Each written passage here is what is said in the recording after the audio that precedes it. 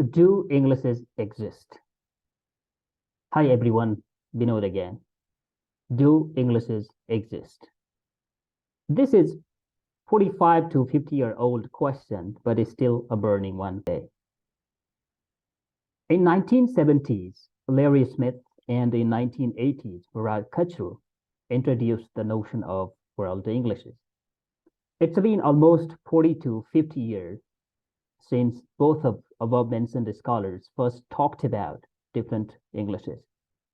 Although scholars such as Pennycook, 2017, argue that Kachru's concept of world Englishes approach situates itself as a, quote, struggle between formal colonial center and post-colonial offspring, but doesn't position itself with the question of power, identity, class, ideology, and access, unquote.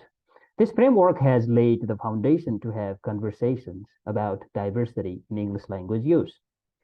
After Kachru's world Englishes discourse, which is concentric circles, if you want to see details about these circles, you can see in my published article. Spread of English has been discussed in multiple ways in applied linguistics. For example, Global Englishes, Galloway 2015, Jenkins 2015, Pennycook 2007, English as a lingua franca, Jenkins 2007, English as an international language, Matsuda 2017. Also, Matsuda 2019 argues that these all scholarships, such as World Englishes, Global Englishes, English as an international language, English as a lingua franca, share much in common in terms of expectations, goals, and practices of English language education, that all of them aim at preparing English learners to use English with multilingual and diverse users of Englishes. I will come up with a separate episode on these distinctions. Whatever notions the scholars have come up with to represent differences in English language use, one of the things for sure is that people around the world don't speak and use the same English.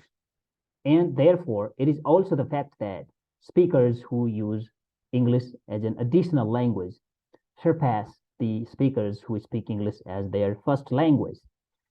If we look at the data, David Crystal, 2019, in his famous Cambridge Encyclopedia of the English language, mentions that the total population of English speakers in the world is 2.3 billion, which is 2,300 million. However, total population of so-called native speakers of English is 400 million, and the rest, 1.9 billion, which is 1,900 million people, are so-called non-native speakers, which is almost 5 times more than the population of native speakers. Well, that was the total population of English users all around the world. Now, let's see the population of English speakers in Asia. Folks, Bolton 2008 estimates that there are more than 800 million speakers of English in Asia.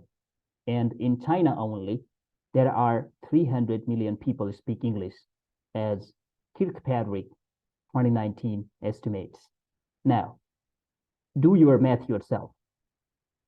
What's going on with English? And answer the following question: who owns English?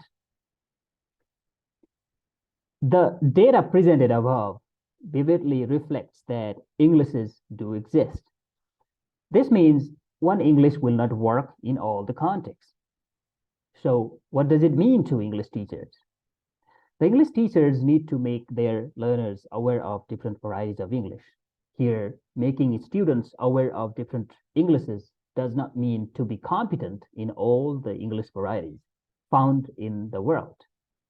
Instead, it means what Kanakraja already stated in 2006. He argued that learning different Englishes does not necessarily necessitate learners and teachers to develop productive skills in all the varieties. used around the world.